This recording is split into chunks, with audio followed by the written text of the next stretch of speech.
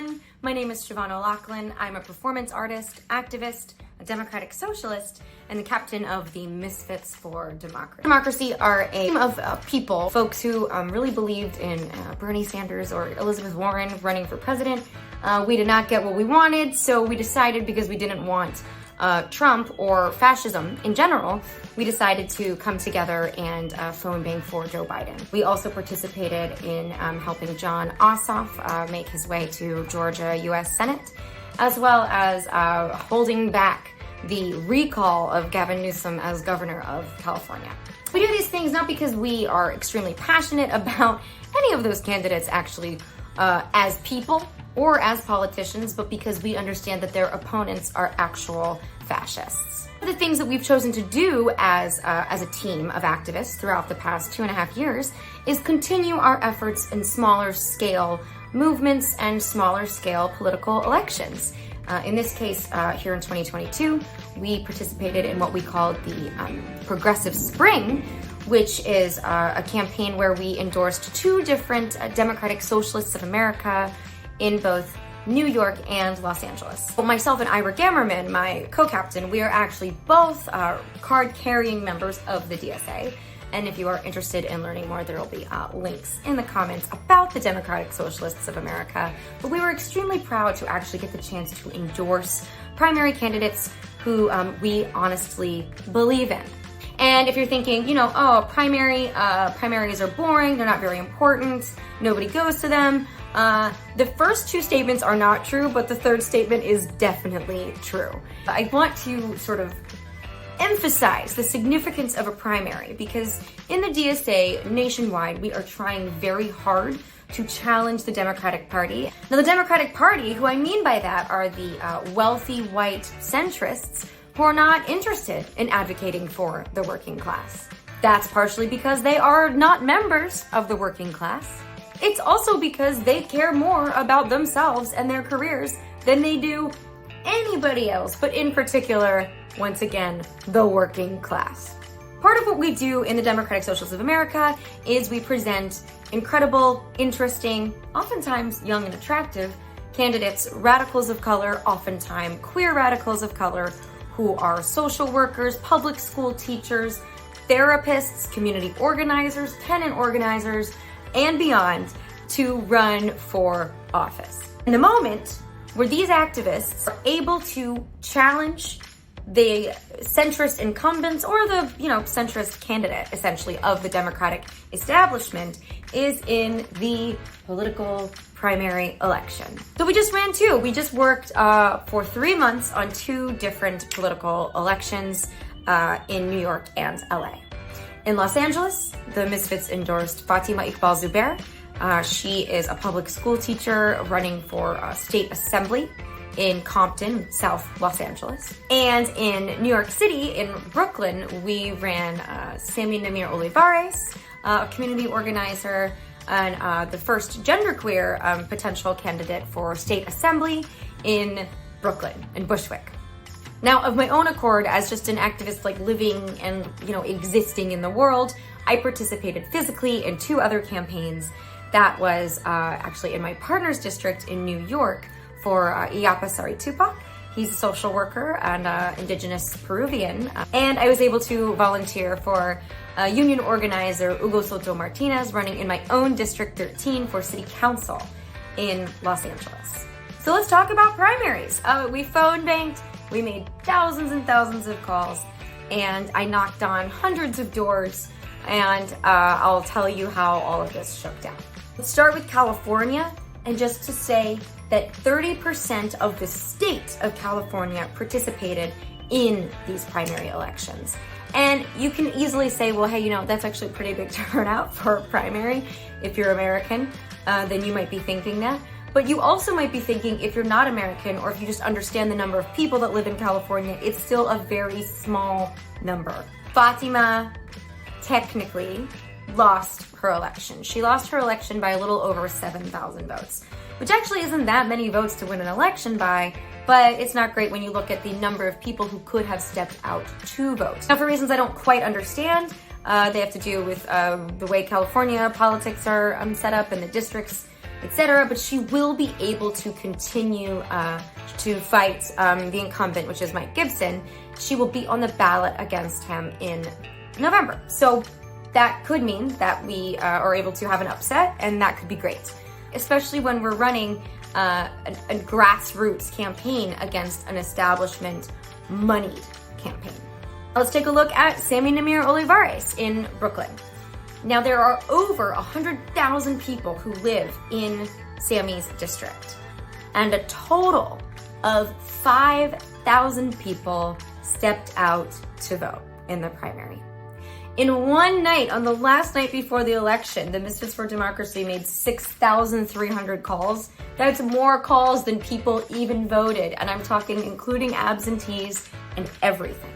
Sammy, tragically, lost their campaign by literally 266 votes. Primaries are what they are in New York, and so Sammy will unfortunately not be on the ballot in November. They are out of the race. Now we can talk about Iapasari Tupac in District 65 in New York City. That is a district that has over 130,000 people living in it. A total of 8,976 people showed up to vote. The campaign that we ran was Iapa, an activist and a social worker who ran against Grace Lee, who is a millionaire who accepted donations from one of Donald Trump's biggest supporters. Not kidding. Wonder why that is. It might be perhaps that the wealthy understand that Democrats hold political office in New York, and we want them to be sympathetic to their needs. So you don't want an organizer or a member of the working class. You would much rather have someone that you can literally pay for to win the election so that they will advocate for you and your millionaire and billionaire needs. Iapa lost his campaign to Grace Lee by a little over 1,200 votes.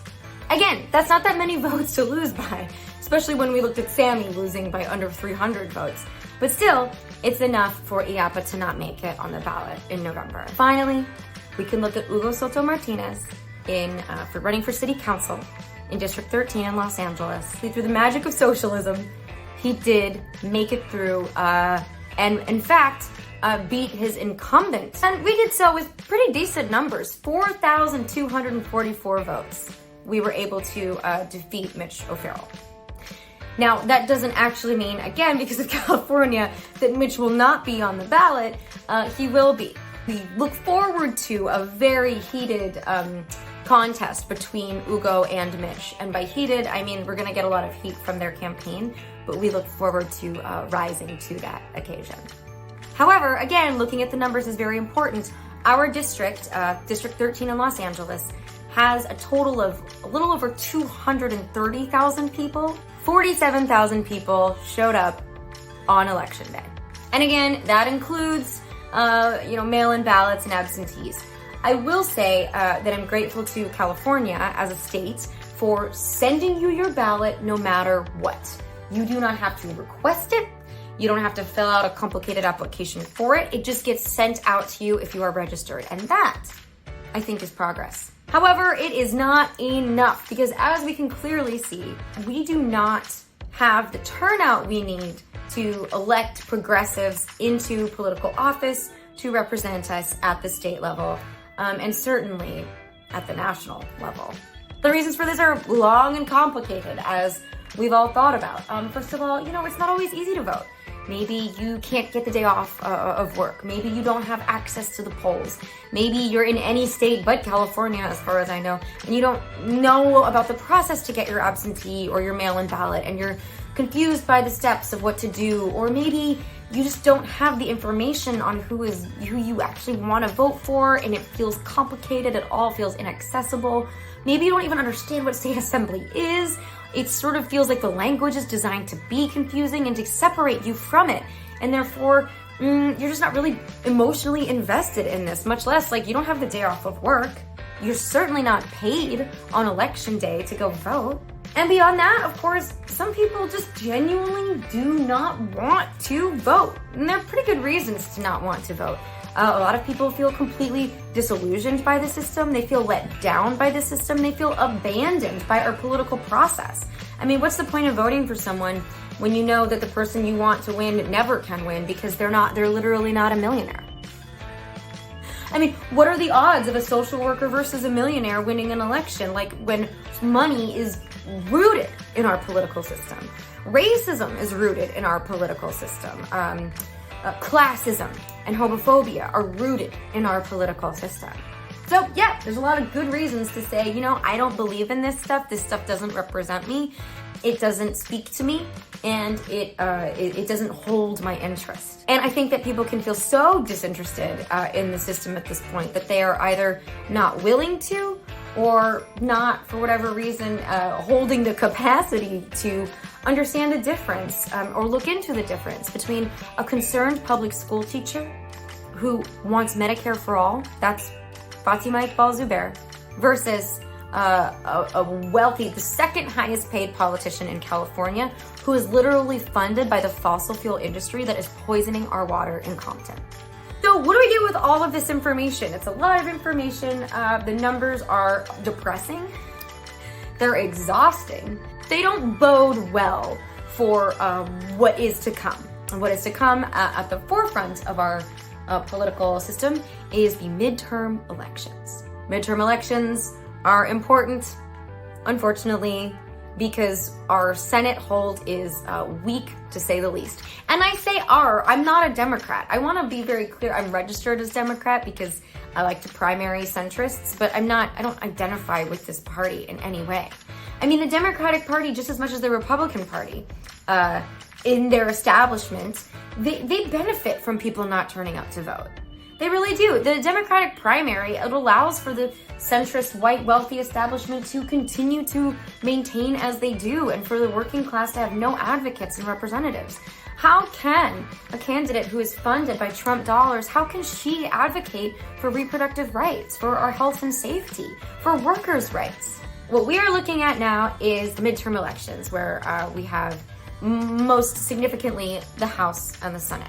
And at this point, we now have a Democrat president, whatever. Joe Biden could executive order some climate change action if he, would bother, but okay. So because Joe Biden is not taking a lot of action on the things he could be doing in this moment, it's my belief as an organizer that partially what's holding him back from climate justice, from reproductive justice, from dealing with the Supreme Court and the filibuster, is that in the Senate, he currently doesn't have the votes. We need to hold all of our Democratic seats in the Senate at this point, and we need to add a few more.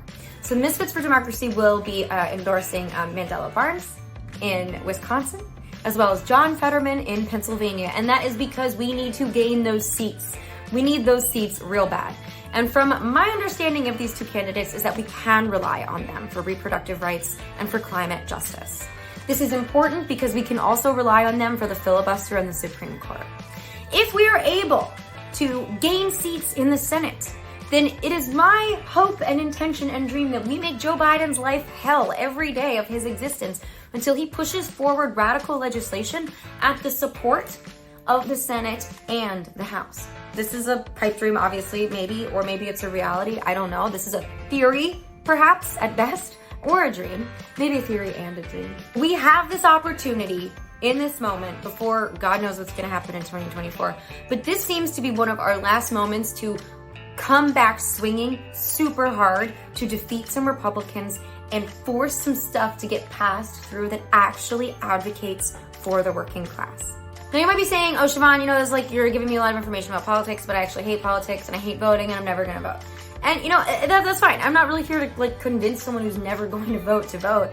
I'm not trying to tell you that my ideas are correct or the right way or the only way. These are just ideas, these are thoughts, these are theories. This is a system that is in place and we do have some tools to work within it. Are they the only tools to save the world? Absolutely not. Is voting going to save the world? Absolutely not. Are our political candidates our saviors? They are not our saviors. Obviously, these people are just people and, fuck them, honestly. But insofar as that we can defeat some Republicans with these challengers, I think it's really, really important. So if you're interested in learning more or in joining my group, the Misfits for Democracy will begin making calls in September, and we need a large, kick-ass team. We need people who understand that this is so much bigger than ourselves. We need people who understand that, like, oh my God, we have to compromise sometimes, and these compromises are things that might actually genuinely save some lives. So if that speaks to you, I'm here, and I hope that you will be here with me in our phone banks starting in September. And thank you so much, and you can check the comments for more information about the Misfits for Democracy and all that we do. Thank you, thank you. Solidarity.